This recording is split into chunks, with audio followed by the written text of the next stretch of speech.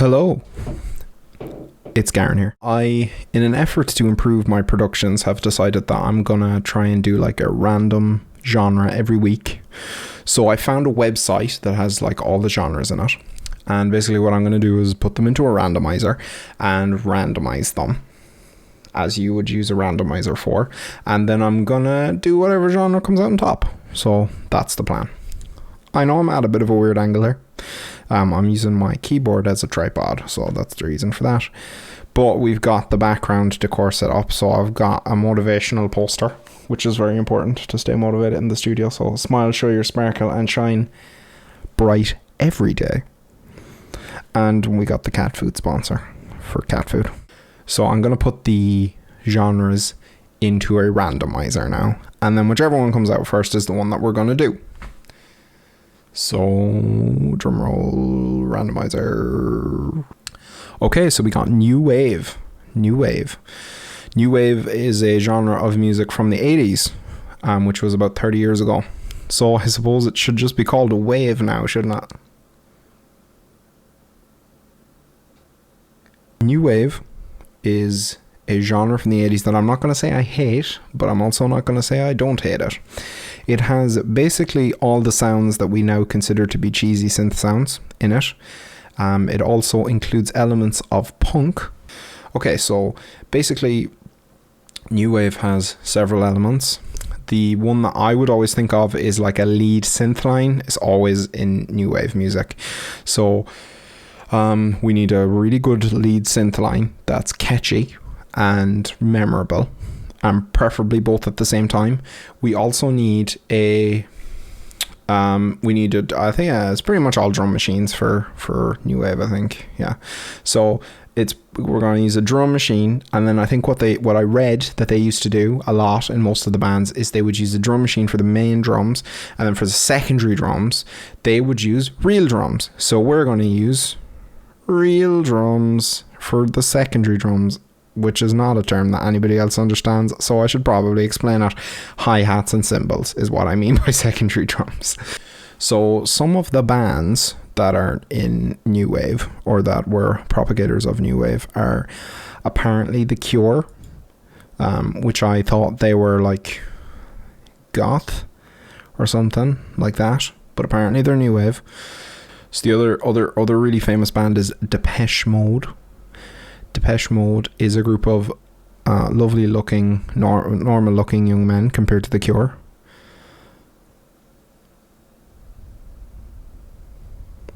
So we've also got the Talking Heads.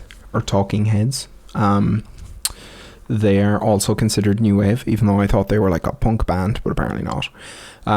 They look like they're about to do a serious server install in your local company. Also got Tears for Fears. Tears for Fears is a band that was created by Kurt Smith and his lovely wife, Roland Orzabal. So now that we're familiar with some of the people who are in New Wave, we can make our own kind. So here we go. So I've got my basic Lindrum samples here. By the way, the Lindrum was one of the first commercial drum machines that was made, and it was made by Roger Lynn. So it's not a particularly creative name for the Lindrum, but it's better than the Roger drum. We've got a kick sample here. We've got a snare sample. And we have also got a hi-hat sample, all from this free Linn drum sample pack that I will link in the description, if I remember to. So I kind of felt like the snare wasn't really 80s enough, so I added a gated reverb. And what a gated reverb is when you put a reverb on something that's like really big. It's like the Phil Collins sound. So it's like a really big reverb, and then you put a gate on it so that it cuts off abruptly and it doesn't like just keep going.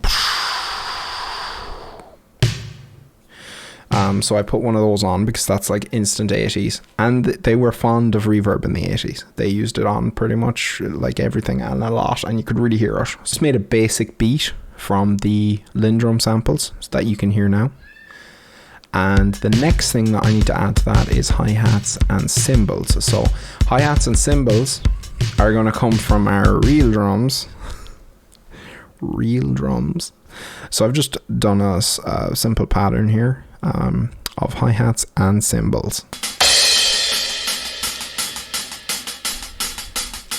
Okay, so here are the drums all together.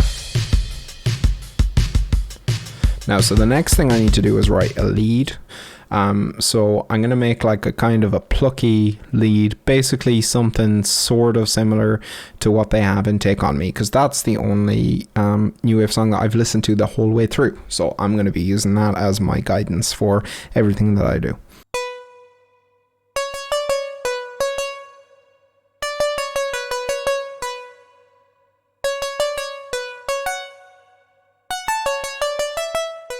Kind of got the sound here, but the melody is just kind of placeholder. So what I'm going to do is I'm going to write the melody more better now.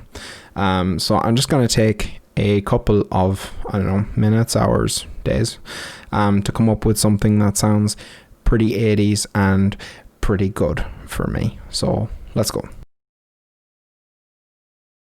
I'm having to write in the MIDI because I don't currently have a MIDI keyboard, so I have to draw everything in, which is exhilarating. So I tried to come up with a melody that was good. I don't think that I succeeded in that endeavor, but it was the best thing that I could come up with, and I wasn't going to spend any more time doing it. So this is what we've got. Turns out that most of the ideas that I came up with were very bad. So here we are.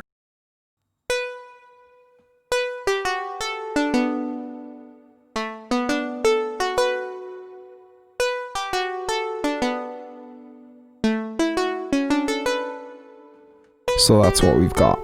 I'm just gonna mess around with I'll probably end up changing the key or something. I don't know. I just kind of wrote it as it was.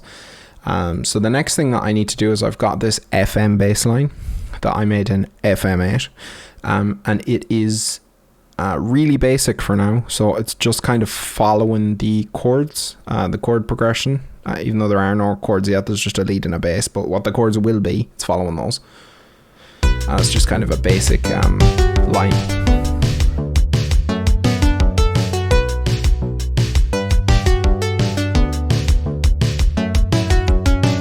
So what we're going to try and do is make that more interesting by making it kind of follow the melody a little bit more. So I'll just see if I can make it sound a little bit better just by making it a bit more interesting, and we'll see what we end up with. Okay, so I'm kind of happy with what we've got now.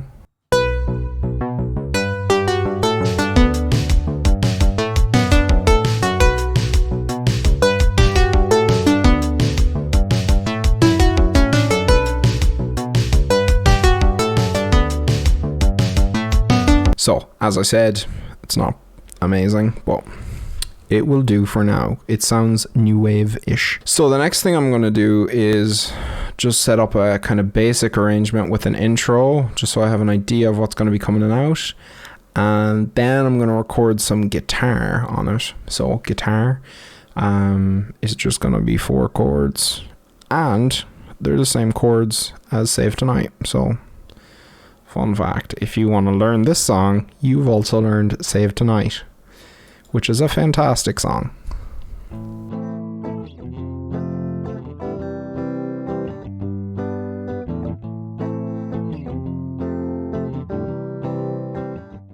So the next thing I'm going to do is I'm just going to double track the guitar so that it's more wider, which is always what you want.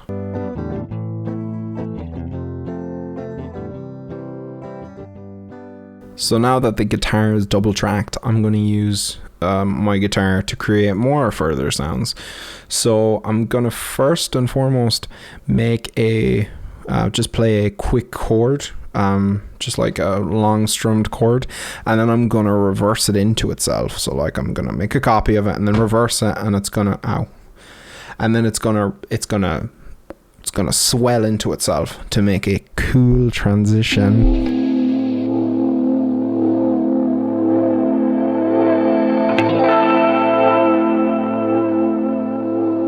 So now that we've got our cool chord transition, we're going to also layer over some harmonic chord. I was going to say chords, but it's just one chord. So I'm just going to use harmonics on my guitar to play the same chord but plucked. Was that the most efficient way of describing that? Probably not, but that's what I'm going to do. So here that is.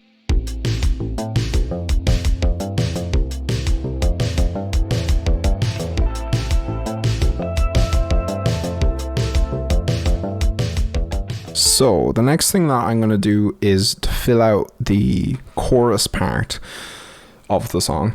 I'm going to put a pad in that I made in Serum. So it's just a basic subtractive pad that you would have heard, I don't know, a lot in the 80s, I suppose, or maybe not, who knows. It sounds kind of 80s to me. So here is the pad that I'm going to be layering underneath everything.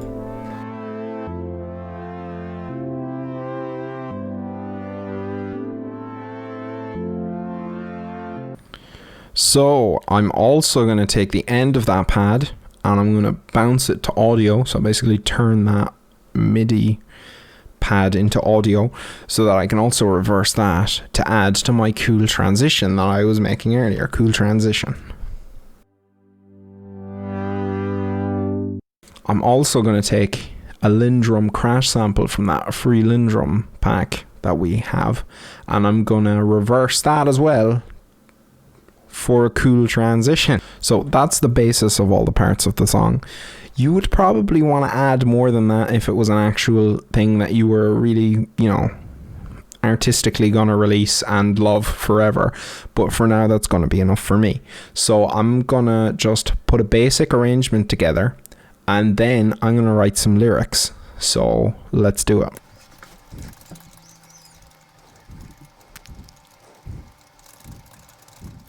So luckily I'm a genius and I have come up with the perfect lyrics for the song.